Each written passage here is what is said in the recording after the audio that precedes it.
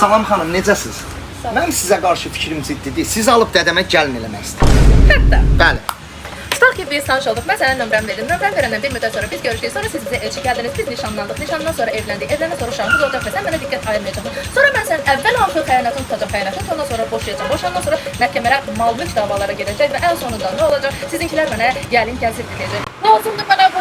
Onda belə çıxır ki, biz evlənəndən bir müddət sonra çıxıb gedəsən dədən evinə ki, mən qaynanayla, baldızla yola gedə bilmirəm. Mən ayrı evdə yaşamaq istəyirəm. Mən gedirəm ayrı ev alıram. Biz köçürük ora. Bir müddətdən sonra sənin başqa bir yenə bəhanələrin çıxır ortaya ki, evə gec gəlir, dostlarımla görüşür, mənə vaxt ayırmır. Köçürsən getsən dədən evinə.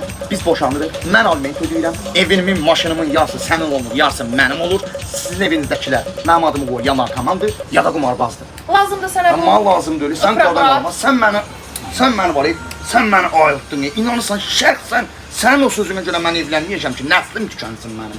Keçən səfər gəlmədin ha dəmnoya. Bu dəfə müddət gələcək. Gözləyəcəm, qadan olaram. Sən toğananiyə qurban olum. Öpürəm be.